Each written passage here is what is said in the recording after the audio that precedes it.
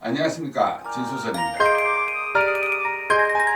지금 우리나라 온 나라 전체가 신종 코로나인지 하는 병 때문에 온 나라가 난립니다.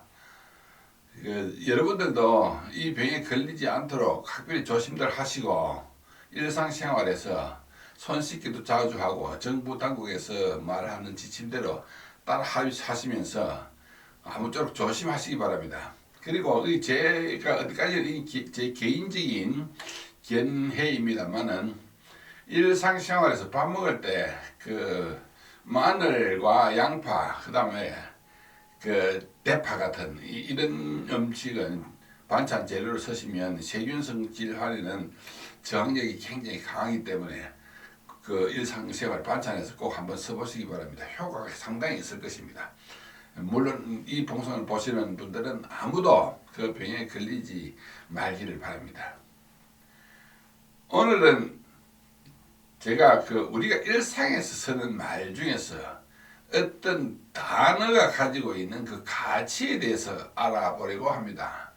그 중에서 왼쪽과 오른쪽, 오른쪽과 왼쪽, 좌우, 우좌에 대해서 말씀을 한번 드려보려고 하는데요. 제가 어디에서 강의를 하면서 사람들에게 잘 묻습니다. 왼쪽과 오른쪽 중에서 어느 것이 가치가 우선이냐, 어느 쪽이 우선된 가치냐 이렇게 물으면 한 7, 80% 정도는 오른쪽이 우선이라고 이야기를 하는 사람들이 많습니다. 오른쪽이 먼저다 이런 이야기를 하죠. 그래서 그럴 때 제가 설명을 해 드리는 말로는 어떤 비교되는 두 가지 가치가 있을 때에 우리가 쓰는 일상에서 어떤 한 말을 어떻게 쓰는지를 한번 생각을 해보라 이런 이야기를 하죠. 그래서 이를테면 싸움에서 이기고 지는 것, 이기는 것이 먼저입니다. 그 다음에 앞과 뒤는 앞이 먼저입니다. 그 다음에 참된 것과 거짓은 참된 것이 먼저다. 그 다음에 착하고 나쁜 것은 착한 것이 먼저다. 그렇기 때문에 성패이지 패성이 아니고 선후이지 후선이 아니고 진위, 참된 것과 잘못된 것, 거짓은 진위라지 위진 아니지 않습니까? 그 다음에 선악이다. 그러면 우리가 일상적으로 쓰는 왼쪽과 오른쪽 두 가지는 좌우냐 우자냐, 좌우지간이냐 우자지간이냐. 당연히 좌우지간이라고 이야기를 하죠. 따라서 왼쪽이 먼저다 이런 이야기가 됩니다. 그래서 옛날에 임금 밑에 영의정 다음에 좌의정 우의정이지 우의정이 먼저는 아닙니다. 순서로 보면 그렇습니다. 그래서 왼쪽이 먼저다. 그러면 남자 여자는 여남간이 남녀간이냐? 남녀간이죠. 부부 할 때 부자도 자비 부자를 먼저 쓰고 며느리 부자를 뒤에 씁니다. 신랑 신부를 하지 신부 신랑이라고는 하지 않잖아요. 그래서 좌가 먼저다. 우가 나중이다. 남자가 먼저다. 여자가 뒤에 온다. 그래서 남, 좌, 여, 우 이 말은 남자, 여자, 부부, 예를 들어서 부부가 되었을 때 어떤 공식적인 자리에서 부부가 나란히 설 때에 남자는 어느 쪽에 서야 되느냐. 다른 사람들 누구가 보든지 간에 보는 위치를 상관하지 말고 그 두 사람만 섰을 때 생각하시면 됩니다. 남자가 왼쪽에 선다. 여자가 오른쪽에 선다. 그러니까 남, 좌, 여, 우가 된다. 이런 이야기인데요. 그래서 보통 조금 전에 제가 이야기를 했지만 신랑, 신부, 부부, 남녀 이런 이야기를 하면서도 특히 성별과 관계된 것 중에는 때로는 좀 거꾸로 이야기를 하는 데 들어 있습니다. 이를테면 남녀인데 욕을 하든지 상스러운 소리를 할 때는 연놈이라 해야죠. 연놈, 놈녀는 하지 않잖아요. 연놈, 그 다음에 그 집이 계집 사나 둘이가 똑같다. 계집 사나란 사내 계집이라는 소리는 하지 않습니다. 그 다음에 암수 구분을 하지 수암 소리를 안 하잖아요. 그걸 한자로는 자웅 이런 이야기 할 때. 그러니까 성별을 좀 낮춰서 이야기를 하든지 좀 다르게 표현할 때는 암컷, 여자 아니고 조금 전에 이야기했지만 두 연놈이 똑같다 이런 이야기. 좋은 이야기 할 때는 남자라 하고 조금 낮춰서 욕설스럽게 이야기할 때는 연놈 이렇게 이야기하는 걸 우리 볼 수가 있습니다. 그런데 이제 오늘 제가 이야기를 하려고 하는 좌우는 한자로는 어떻게 썼느냐, 이건 뭐 너무 기본적인 거라서 이야기할 필요도 없지만 좌우는 왼쪽 자자는 이렇게 쓰고 오른쪽 우자는 이렇게 씁니다. 그런데 여러분들 제 오늘 말씀을 드리면서 자세히 보십시오. 여러분들 평소 때에 한자 좌우를 어떻게 쓰시는지 평소 때에 쓰는 습관을 생각을 하시고 글자를 한번 보시기 바랍니다. 왼쪽 좌자는 엄격하게 제가 정확하게 썼습니다. 왼쪽 좌자는 이렇게 가로획이 자르고 삐침이 길게 써야 됩니다. 오른쪽 우자는 삐침이 자르고 가로획 하늘자가 깁니다. 이건 확실히 차이가 납니다. 이것을 구분 없이 어느 것이 길든 상관없이 이렇게 저렇게 마구잡이로 쓰면 그런 엄격하게 이야기하면 틀린다는 이야기입니다. 다시 이야기하자면 왼쪽 좌자는 가로획이 길고 삐침이 깁니다. 자, 가로획이 자르고 이 깁니다. 그것은 왼손과 곡자를 이야기하는데요. 여기에서 이 부분은 제가 이야기하는 저희 왼손이 이 손입니다.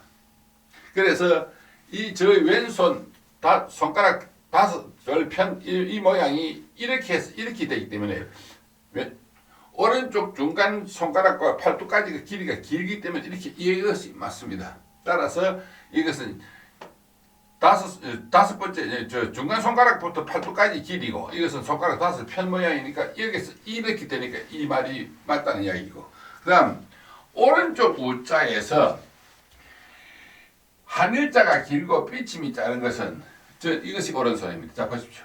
이렇게 했을 때 여기서 이것이 길다. 그래서 언제든지 가로획과 삐침이 교차할 때는 짧은 글자를 먼저 씁니다. 따라서 이거 쓰고 이거 쓰는데 평소 때에 이렇게 나오는 글자는 여러분들 이슬제자, 이슬존자 같은 이런 경우에는 평소 쓰는데 쓰십시오. 쓰는데 이 삐침이 짧고 가로획 하늘자가 긴 글자 이거 순서는 이것부터 먼저 씁니다. 왼쪽 자자는 이렇게 쓰고 이렇게 쓰는데 오른쪽 우자는 삐침 짧게 하고 하늘자를 길게 쓰는 것이 맞습니다. 이렇게 써야 할 글자가 오른쪽 우자, 이슬유자, 배포자. 이 경우에 오른쪽 우자, 이슬유자, 배포자 이거 세 글자만 아십시오. 이것은 삐침 짧게 하고 가로획을 길게 한다. 삐침을 먼저 해야 됩니다. 왼쪽 좌자나 이슬제자나 이슬존자 같은 경우에는 가로획 짧게 하고 길게 평소 여러분들이 쓰시는 대로 쓰시면 되는데 조금 전에 이야기했던 오른쪽 우자, 이슬유자, 배포자 이거만큼 이 세 글자만 삐침 먼저 짧게 하고 이렇게 해야 된다. 그러니까 글 많이 써본 사람들은 붓이 어떻게 움직이는지 보면 압니다. 거기에서 이 사람이 글을 제대로 쓰는구나 하는 어떤 평가를 받을 수 있기 때문에 꼭 그런 글자를 그렇게 쓰시기 바랍니다. 그런데 이 왼쪽 좌자는 이 모양 밑에 즉 왼손 밑에 장인공자가 들어가는데 장인공자는 곡자 이야기입니다. 오른쪽 우자는 이 삐침하고 하늘 밑에 입구자가 들어가는데 이것은 오른손과 콤파스의 뜻입니다. 제가 이 한자 공부를 좀 하면서 왼쪽 자자는 왜 자인공자가 들어갔고 오른쪽 우자는 왜 입구자가 들어갔는지 참 궁금했는데요. 그 답이 풀어졌습니다. 뭐냐면요, 중국 본토에서 파키스탄으로 넘어가는 중간에 가면 신장 위구르 자치구라는 곳이 있습니다. 거기 가면 중국 돈황시대 때에 아스타나 고분군이 있는데 그 고분군에서 어떤 도굴꾼이 그림을 한 점을 도굴 했어요. 그 그림 이름이 여러분들이 지금 보고 계시는 화면에처럼 복희여와도라는 그림입니다. 이 복희여완 이 두 사람은 중국의 전설로서 중국 천지를 창조를 했던 사람.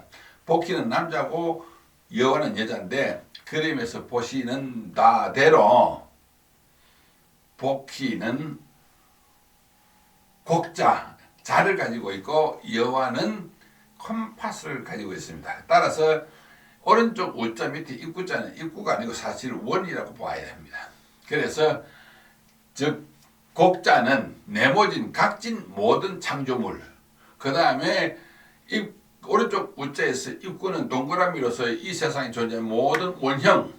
그러니까 여러 가지의 각이 짓든지 동그라미가 됐든지 간에 이 세상의 모든 물체는 복희와 여와 이 두 사람이 창조를 했다는 그런 뜻에서 사진에서 보시면 알다시피 복희 남자는 곡자를 들고 왼쪽에 서 있고 여와는 콧팥을 들고 오른쪽에 서 있는 것을 볼 수가 있습니다. 그래서 이 왼쪽 자자 오른쪽 자자 우자에서 자인공자 들어가고 입구자 들어가는 것은 복희 여와도에서 이 글자가 만들어졌다는 것을 우리는 알 수가 있습니다. 그래서 이 왼쪽 좌자의 자인공 오른쪽 우자의 입구 이 글자는 이런 경우에 목숨 숫자 보십시오. 목숨 숫자 보면 선비사 밑에 갈구리하고 장인공이 나오고 입구가 나옵니다. 그러니까 좌우가 있죠. 그 다음 이 글자는 이 차절심 혹은 보통심이라고 이야기하는 글자인데요. 심상치 않다, 예사롭지 않다 할 때 심, 그때는 보통심이고, 그 다음에 교회에서 신도들 집을 찾아갈 때 신방한다 할 때 그럴 때는 차절심, 수표를 추심한다 할 때도 차절심. 옛날에 신문 광고에서 사람을 찾습니다 하는 심인 광고 그럴 때는 차절심도 되고, 조금 전에 이야기했던 심상학교라고 옛날 일제시대 때는 지금 초등학교를 심상학교로 했는데 심상치 않다 이럴 때는 보통심이 되는데, 여기에서도 터진 가로갈 밑에 장인공자 입구자가 순서가 이렇게 되어 있습니다. 여기에서도 왼쪽 좌자 오른쪽 우자의 개념이 여기 들어갔다는 걸 우리는 알 수가 있는데요. 이렇듯이 우리가 일상적으로 말하는 이 어떤 왼쪽과 오른쪽의 개념, 이것은 왼쪽이 먼저다 하는 것을 이 글자에서는 알 수가 있습니다.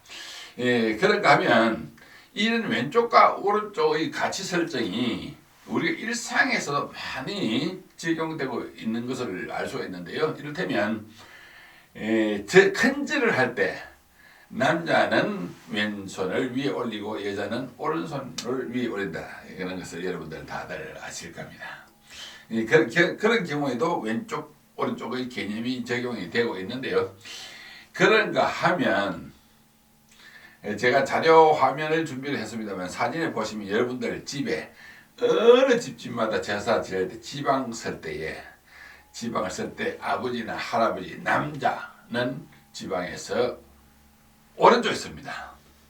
그 다음에 합장한 무덤 조상님들의 산소를 보면 봉분이 두 개가 있는데, 절을 하는 사람 입장에서 봤을 때 우리 왼쪽에 있는 그 무덤은 대한민국 어디나 할 것 없이 충청도, 전라도, 서울, 강원도, 경기도, 경상도 할 것 없이 그 위치에 있는 것은 할아버지 무덤 혹은 아버지 무덤, 즉 남자가 그 자리에 있다. 그것을 여러분들 무덤을 보시면 거기에 누워있는 무덤에서 보면 우리가 보는 쪽 생각하지 마십시오. 즉 엄마가 됐든 아버지가 됐든 부부, 할머니가 됐든 할아버지가 됐든 그 부부가 두 사람이 나란히 누워있는 위치만을 볼 때는 할아버지나 남자는 오른쪽에 누워있습니다. 제사상을 차릴 때 제사밥도 우리 똑같은 위치에서 남자밥, 할아버지나 아버지나 남자밥은 이쪽 편에 넣는다. 그것은 그 부부가 둘 사람만 봤을 때는 오른쪽에 있는 것은 조금 전에 제가 이야기했던 남자는 왼쪽이고 여자는 오른쪽, 남좌여우라 했는데, 그러면 산소나 지방에서 보면 남자가, 즉 할아버지나 아버지가 오른쪽에 가 있는 걸 볼 수 있는데, 그것은 왜 그러냐면 죽어서는 차원이 다른 세상으로 갔기 때문에 위치를 바꾼다.